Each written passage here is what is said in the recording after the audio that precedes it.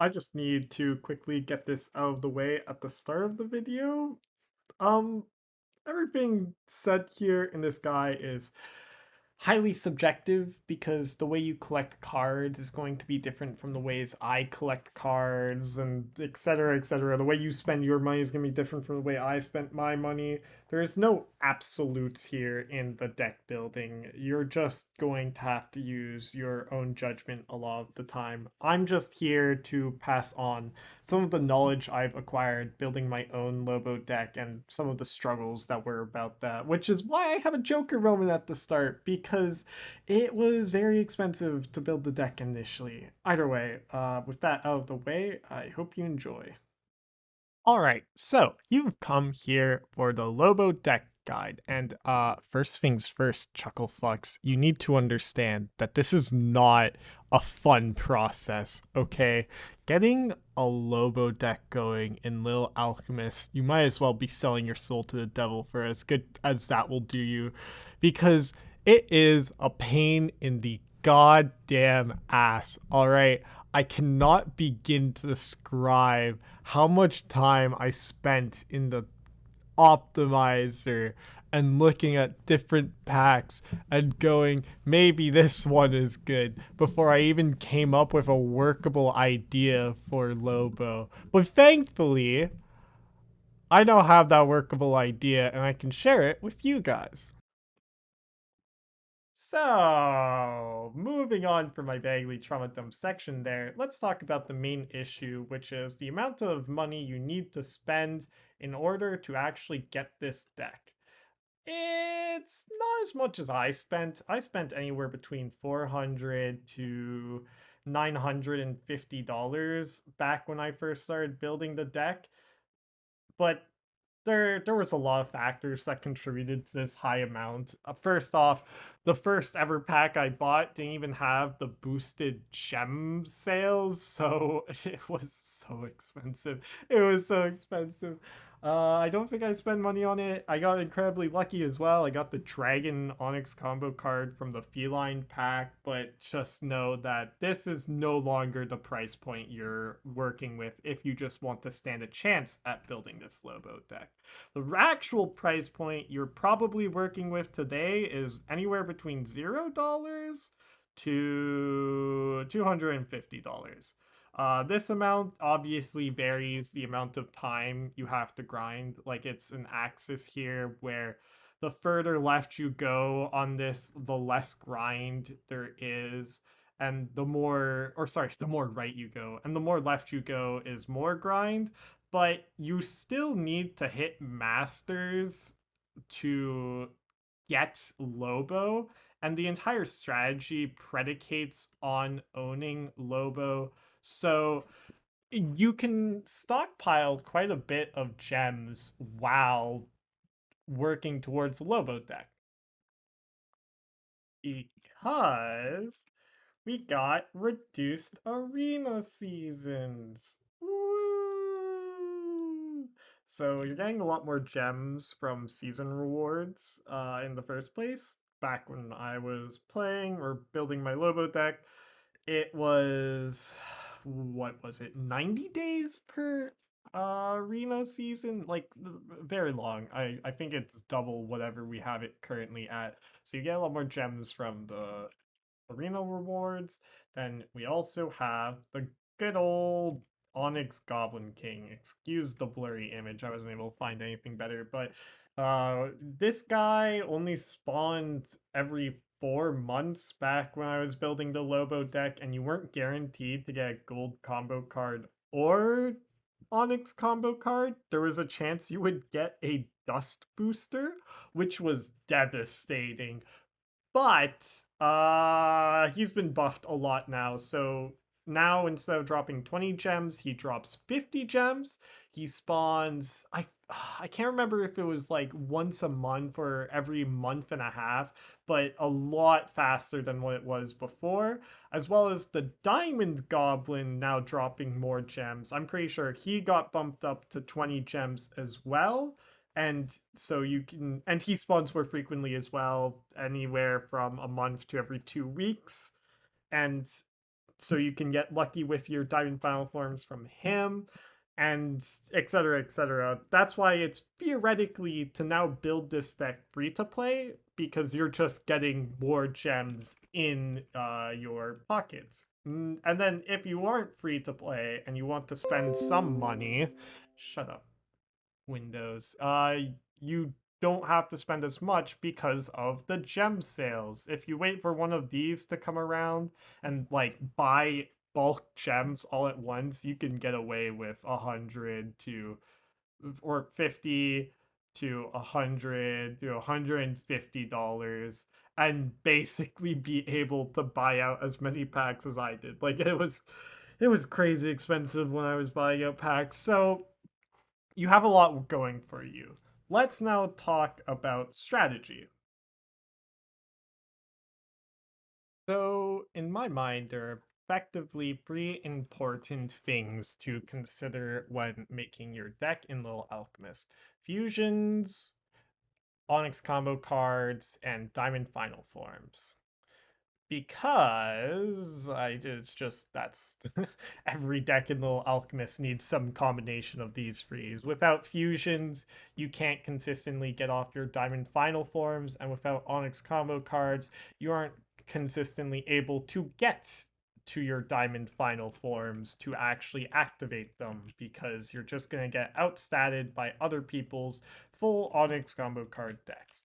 So in a Lobo strategy, usually for like tiebreaker and master healer, it's only recommended to have like a maximum of 7 unfused Onyx combo cards in your deck, because it significantly lowers your chances of free turning, which is getting 5 orbs by turn 3 to activate a Diamond Final Form. But we don't really care in a Lobo strategy to 3 turn. 3 turning obviously increases your consistency, but honestly, oftentimes I'm not even if I have the 5 orbs for the first diamond final form of the that the opponent is going to throw off, I don't even activate it if I can reliably tank it, because it makes it so that I can consistently counter the second diamond final form that the AI throws off. I'll explain that in a separate video, but just know that you can get to away with 7 to even 10 unfused Onyx combo cards just due to the lack of importance in free turning in the strategy. Next, we'll talk about the fusions, which is just this is going to be hard carried by your gold combo cards. Your gold combo cards are obviously going to make up a large majority of your fuse cards, and you can get away with a lot of silver combo cards and bronze combo cards in your decks as well. Like, I'm still currently running Radiation bronze combo card in my current Lobo deck, and I'm even running Horse as well, or I run Horse as well at some points. So the the fusions, you aren't going to have to worry about it. You just need to make sure that you're having enough higher tier stall gold combo cards, which I'll get into that later. But what the high tier gold combo cards will be for you will change from what they were for me. I was able to get a core of like, let me just move this down quickly. I was able to get a core of food, Onyx combo card, uh, dragon? No, it wasn't dragon. I forget what strength, and just bits and pieces in terms of Onyx combo cards, such as wolf and dragon. Don't It was kind of crazy that I was able to get away with such inefficient Onyx combo cards, but it's not as important as you would think to have high tier Onyx combo cards. It obviously helps to be more consistent, because my win rate with these lower tier Onyx combo cards wasn't able to get me top 5. It wasn't until I had fused food times 2 and acquired some other powerful Onyx combo cards that I was able to reliably fight for top 50 and even top 10 and top 5. Gold combo cards, you have a lot of different options, but uh, they're going to be heavily influenced by whatever your Onyx combo cards are. Just that's standard practice. Whatever your Onyx combo cards that you got out of Heroics or Goblin King will highly dictate what your best stall gold combo cards are. But some key standouts are the healing card, the Sweets card, and Galaxy Wars is also up there. I'll make a special note of Galaxy Wars because Galaxy Wars in the Far Away pack is also good for a tiebreaker strategy. And I still have a tiebreaker deck being used with strong Diamond Final forms. I still run an auto in it, but that's neither here nor there because climbing up to the higher ranks is where your stall deck gets its value from. In the lower ranks, it just there's no point. You can literally two-shot the noobs with your 4 Onyx combo cards and just free turning them all with your tiebreaker. So I do recommend picking up Galaxy Wars, especially if they don't change it too much and it still contains the Space Onyx combo card, since Space does is a very powerful Onyx combo card in stall. Silver combo cards, just use whatever the optimizer tells you. Same goes for bronze combo cards. These also highly vary based on your gold combo cards and Onyx combo cards. So that's really it for now in terms of what fusions you want to get. It's the same thing as tiebreaker. Get whatever fusions improve your deck, but make sure that fusing a card, because sometimes having 2 copies of an Onyx combo card is actually more consistent for your deck than fusing that Onyx combo card for stall. For tiebreaker, definitely fuse. For stall, you might want to leave unfused. That's just something to consider. Finally, the last part of the trifecta, the Diamond Final forms, is the easiest part to talk about because you have a lot of options. I highly recommend going for Space Ghost because of the aforementioned Far Away pack. This finds itself in it. So this is probably the only S tier pack for stall having a uh, great Onyx combo card, great gold combo card, and great diamond final form for the strategy, as well as having a great Onyx combo card, great gold combo card, and great diamond final form for tiebreaker as well. So this helps you get to Masters in the first place, the Faraway pack, as well as giving you stuff to use once you get into Masters and actually unlock Lobo.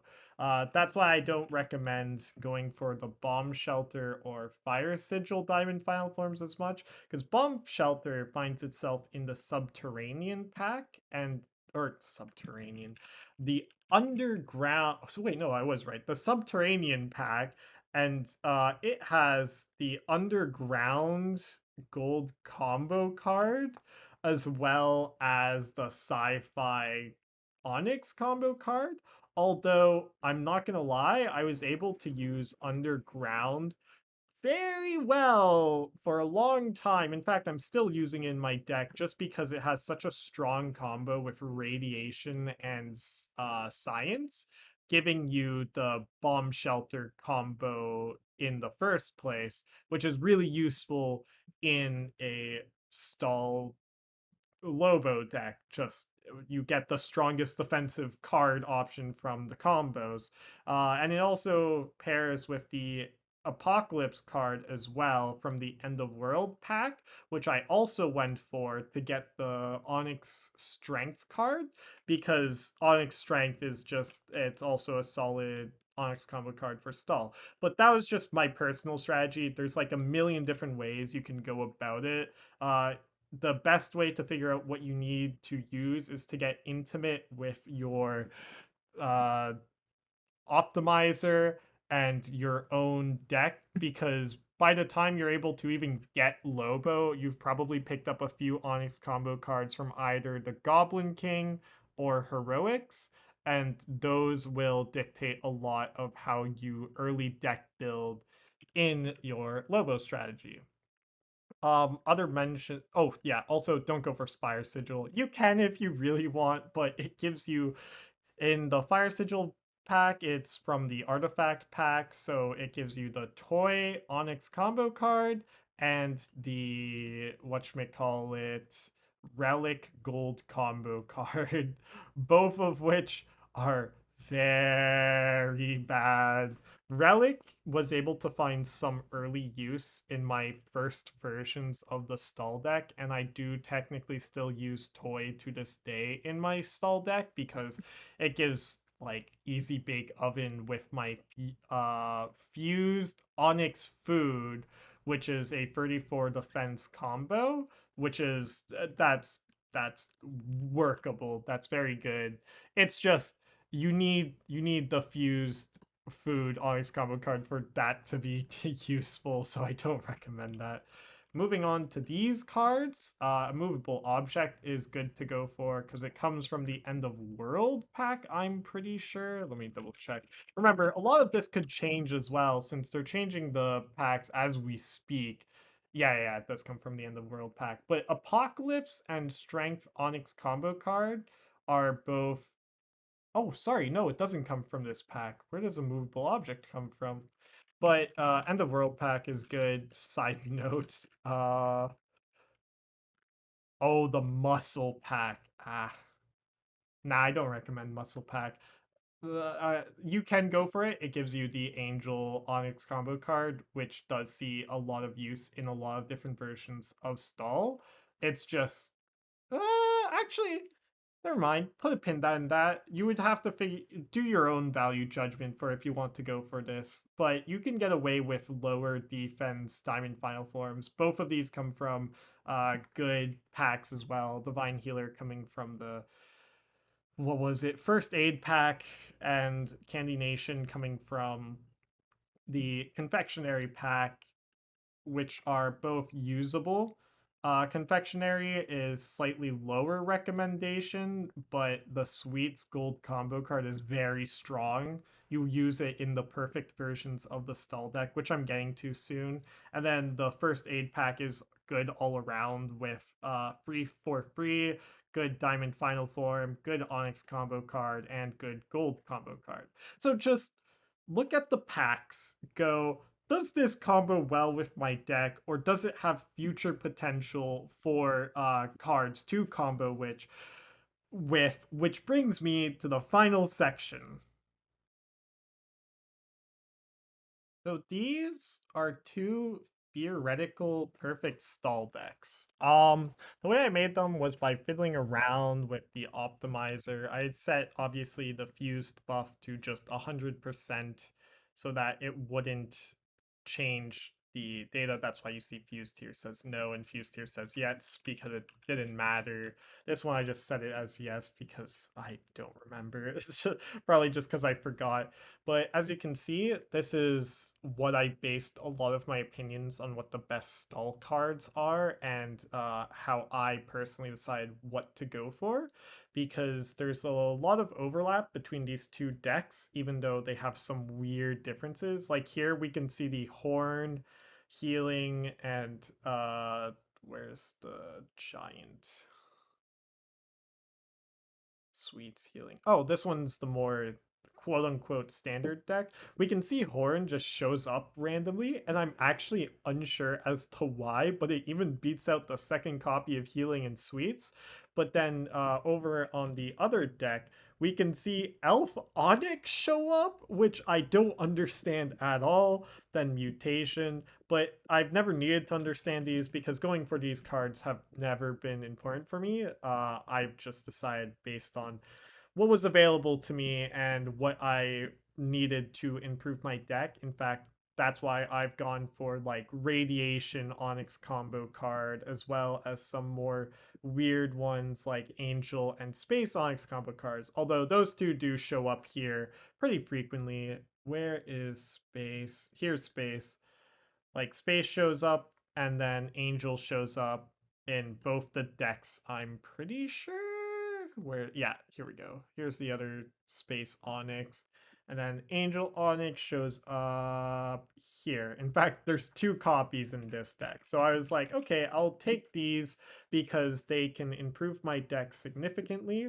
And then I've also picked up the Water Onyx combo card and even really weird one. Where is it? I don't think it shows up in this one. Does it show up in this one? I don't think it shows up in either of them, but I have the Wings Onyx combo card as well, which I don't know if that'll ever be used, but I have it. I forget why I have it, but I have it. And I also have Holy Water Onyx, which was memed on to be one of the worst Onyx combo cards for the longest time, but it gets a lot of use out of a stall deck because Holy Water is very defensively focused. Part of its problem is that it doesn't have a lot of combos, so I haven't been running it quite yet in my deck, but eventually, if I do get it fused, it will be run in my deck. So basically, what I'm trying to get to is to determine what stall deck you want to use, just either get such a large collection that you can play around with different cores of these Onyx combo cards, or uh, play around with the optimizer and figure out which Onyx combo cards work best for you, or even if some of your Onyx combo cards work with these other Onyx combo cards, like for whatever reason you got. Well, I'll use myself as an example here because I had Wolf and Dragon Onyx combo card. And Dragon I cut eventually, but Wolf still gets used because I got lucky and I got two copies of it from the Heroic, so I have a fused Wolf. So having a fused Onyx combo card was very good, but Wolf obviously doesn't have the most offensive combos. It has Gargoyle, which doesn't show up all that often, but because I have Underground and what was the other one? I think I have just straight up Onyx Earth as well. I get some very decent combos with it. Um, so yeah, it's you just you have to wing it. I can't give you this is what you should do. I can only recommend some packs better than others because they have good Onyx combo cards, good Diamond Final Form, and good gold combo cards for Lobo. And the best pack is obviously far away because it's good for both Lobo and tiebreaker. Like getting a tiebreaker deck set up is just something I recommend everyone does since it lets you just grind out arena in the earlier stages a lot easier. And eventually, once you get Master Healer up and enough Onyx combo cards to make that strategy work, I do slightly recommend running that more than Lobo. Lobo can get you more consistent wins if you're able to pilot it properly against decks that are stronger than yourself, but Master Healer is able to get you more games faster, which that trade off might be worthwhile for you. Just personal preference. If you've come this far in the video, though, I assume you're making a Lobo deck because it intrigues you. Just know that the amount of time spent playing the game basically effectively doubles from a tiebreaker strategy. So be warned. I assume it'll be better once Quality of Life comes out, and there might be some future proofing for the strategy if the meta gets shifted around again. But that is yet to be seen. And if I were to talk about that in any seriousness beyond just speculation, then I would be lying to you. There's a lot of speculation still going on in Little Alchemist. So use the optimizer, whatever the most updated version is for you. Figure out what works for you and what doesn't for buying packs, and then build your deck around that. Got it? Good. Good luck! And I wish you happiness.